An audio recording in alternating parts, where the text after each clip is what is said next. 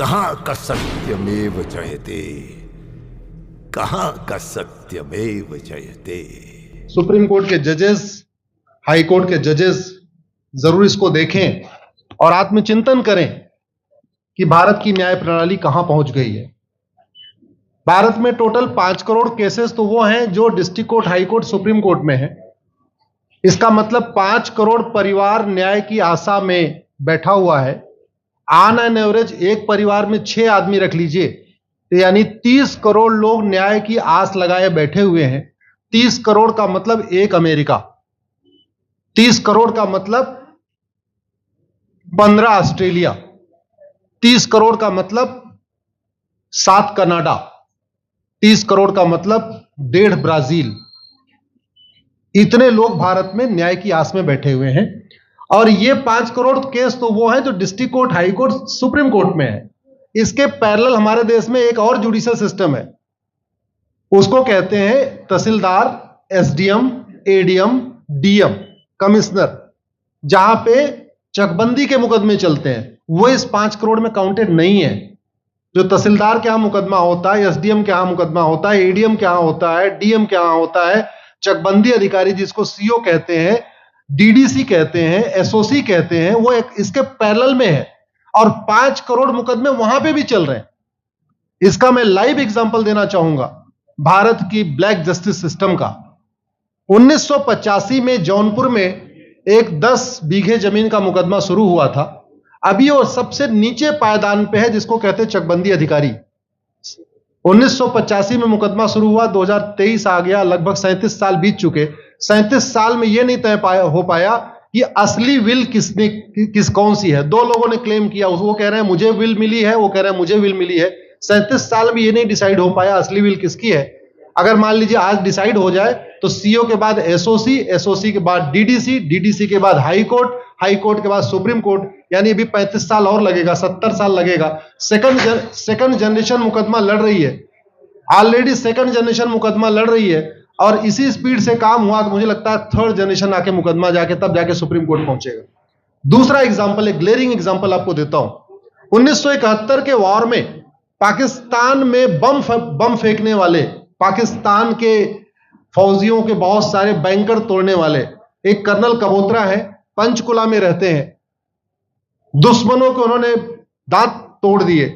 आज 2000 से उनके मकान पे किसी ने कब्जा किया हुआ है। 2023 आ चुका है, 23 साल में वो अपने मकान को नहीं छुड़ा पाए। अभी मामला पंचकुला की डिस्ट्रिक्ट कोर्ट में है, उसके बाद चंडीगढ़ हाई कोर्ट जाएगा, फिर सुप्रीम कोर्ट जाएगा। तो 23 साल में वो सबसे नीचे पायदान पे है। वास्तविकता यह है, अंग्रेज चले गए, अंग्रेजी कानून यहीं छोड़ गए, अंग्रेजी व्यवस्था यहीं छोड़ गए। यह व्यवस्था भारत में न्याय देने के लिए नहीं बनी थी।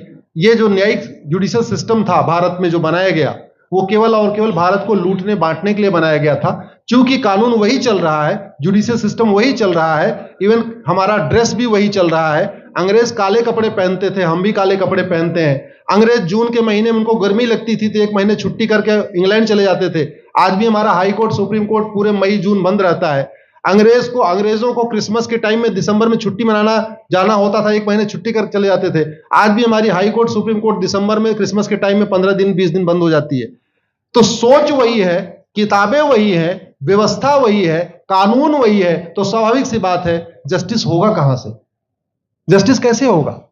हम 2023 में 1860 का इंडियन पिनल कोड लेके घूम रहे, 1861 का पुलिस एक्ट लेके घूम रहे, गवाहों के बयान 1872 के कानून से हो रहे।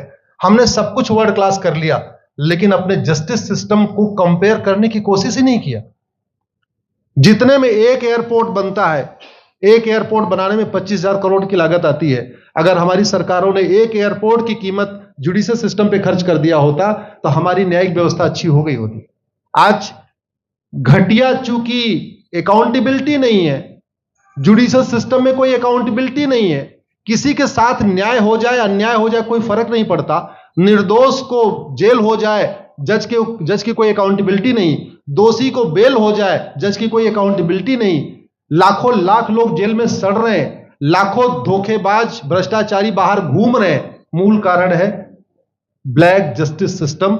आपने बहुत अच्छा, आपने इस पे वेब सीरीज बनाया है। और इस देश में world class airport, world class highway, world class shopping mall, सब कुछ वर्ल्ड क्लास बना लिया। इनफैक्ट अपना मोबाइल का डेटा सुरक्षित रखने के लिए हमारे सांसद, विधायक, जज आईफोन भी यूज करते हैं। अमेरिका का आईफोन यूज करते हैं हमारा डेटा सुरक्षित हो जाए। लेकिन भारत सुरक्षित हो जाए उसके लिए यह नहीं देखते कि जापान में कौन सा कानून है, अमेरिका में कौन सा कानून है, सिंगापुर में क्या अच्छा चल रहा है। कनाडा में रेंट का मामला एक डेट में खत्म होता है।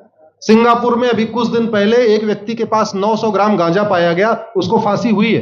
दोबारा वहां ड्रग स्मगलिंग होगी क्या? तो भारत में चाहे वो ड्रग स्मगलिंग है, माफिया राज है, ह्यूमन ट्रैफिकिंग है, इन सब के लिए हमारा जस्टिस सिस्टम जिम्मेदार है।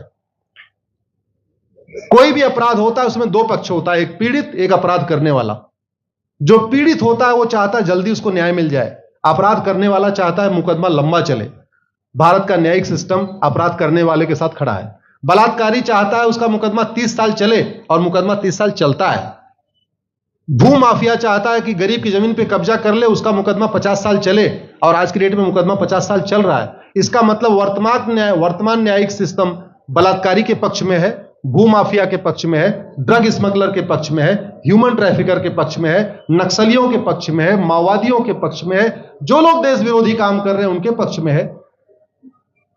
40 साल 50 साल के बाद किसी व्यक्ति ने मिलावट करके लोगों का स्वास्थ्य खराब कर दिया, उसको 50 साल के बाद सजा हो रही है। इस बीच उसने कम से कम पता नहीं कितने लोगों का और भी कर दिया। तो ये जो जस्टिस सिस्टम होता है दवा की तरीके काम करता है। जैसे दवा अच्छी होती है बीमारी तुरंत ठीक हो जाती है, अगर दवा घटिया होती है तो बीमारी बढ़ जाती है। दवा खाने के बाद शरीर एज इट इज नहीं रहता, या तो बीमारी ठीक होती है या तो बीमारी बढ़ती है। अगर कोई आदमी एक गांव में किसी के साथ कुछ गलत कर दे, उसको 6 महीने के अंदर सजा हो जाए, साल भर के अंदर हो जाए, दूसरा अपराध वहां नहीं होगा। लेकिन अगर उस व्यक्ति को पनिशमेंट नहीं मिला तो स्वाभाविक सी बात है उसने उसको और मोटिवेट कर दिया। कहते नहीं ऐसे बुखार है, तुरंत 2 गोली खाइए बुखार ठीक हो गया। लेकिन अगर आपने दवा नहीं खाई या गलत दवा खा लिया तो टाइफाइड होगा या निमोनिया होगा। दुर्भाग्यवश ये हमारा जस्टिस सिस्टम यही कर रहा है। आज की डेट में जितनी समस्याएं हैं, चाहे वो घूसखोरी है, जमाखोरी है, मिलावटखोरी है, कालाबाजारी है, नशा तस्करी है, मानव तस्करी है, सोना तस्करी है, ड्रग स्मगलिंग है, या नक्सलवाद है, या माओवाद है, या कट्टरवाद है, जो भी समस्याएं हैं, उसका एक बहुत बड़ा कारण यह है कि हमारा जस्टिस सिस्टम उसको टैकल नहीं कर पा रहा है, उसको पकड़ नहीं पा रहा है, और इसीलिए भारत में अराजकता है। मैं तो इतने जानता हूं, ऐसी कोई बीमारी नहीं जिसकी कोई दवाई नहीं, ऐसी कोई समस्या नहीं जिसका कोई समाधान नहीं।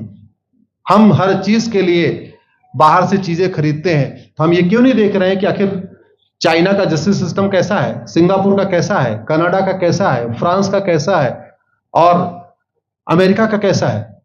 हम क्यों नहीं बेस्ट प्रैक्टिसेस उनकी अडॉप्ट कर लेते। दुनिया के कई देशों ने नार्को पॉलीग्राफ ब्रेन मैपिंग कानून बना दिया। मेरी बहन दीपिका नारायण बैठी हुई है, ये लगातार फॉल्स केसेस के खिलाफ, इनको मैं देखता रहता हूं, एक्टिव रहती है। एक कानून बन जाए नार्को पॉलीग्राफ ब्रेन मैपिंग और कंप्लेन पे अंडरटेकिंग ले लिया जाए कि जो कुछ मैं शिकायत कर रहा हूं इसके लिए मैं अपना नार्को पॉलीग्राफ ब्रेन मैपिंग कराने के लिए तैयार हूं, हजारों की संख्या में फेक केसेस खुद ही खत्म हो जाएंगे। आज की डेट में लोग जुडिशरी की लापरवाही के साथ साथ फर्जी केस से परेशान है, फर्जी गवाही से परेशान है, फर्जी एफआईआर से परेशान है, हजारों परिवार परेशान है। कई बार देखा गया कि जो फैमिली के केसेस होते हैं उसमें कितने सारे फेक केसेस भी आ रहे हैं। तो जो वास्तव में दोषी हैं उनको पनिशमेंट नहीं मिल पा रहा है, जो निर्दोष हैं उनके खिलाफ फर्जी केसेस हो रहे हैं। आज की डेट में गांव में एक दबंग अगर जमीन कब्जा कर लेता है, किसी की हिम्मत नहीं पड़ती उसके खिलाफ कोई गवाही दे दे। लोगों को अपनी जमीन छुड़ाने में 30 साल लड़ना पड़ रहा है, 35 साल लड़ना पड़ रहा है। अगर 30 साल 35 साल के बाद कक्कड़ जी उसको अपनी जमीन मिल भी गई तो उसके साथ न्याय कहां हुआ? 35 साल में उसका टाइम बर्बाद हो गया, 35 साल में उसका पैसा बर्बाद हो गया, 35 साल वो मेंटल ट्रॉमा में रहा, 35 साल उसने तारीख पे तारीख झेली है। और मैं तो डिस्ट्रिक्ट कोर्ट में कई बार जाके देखा, ऐसे परिवारों को देखता हूं जिनके पास बस से आने के लिए पैसा नहीं है, साइकिल से आते हैं। ऐसे परिवारों को देखता हूं जो चाय नहीं पी सकते अपने पैसे से, बेचारे घर से रोटी बांध के और अचार लेके आते हैं, लेकिन वहां मजबूरी में वकील को पैसा देते हैं तो हमारी कोर्ट कचहरी वास्तव में दलाली का अड्डा बन गया है। हमारी कोर्ट कचहरी भ्रष्टाचार का अड्डा बन गया है। और मैं दुख के साथ कहना चाहूंगा, अदालतों में न्याय हो नहीं रहा है, बल्कि न्याय बिक रहा है। जिनके पास पैसा है, वो कि उन्होंने कितना बड़ा क्राइम किया हो, मर्डर किया हो, रेप किया हो, उनको जमानत हो रही है। और जिनके पास नहीं है, वो बेचारे जेल में सड़ रहे हैं। कई बार तो देखा गया, मैंने मेरे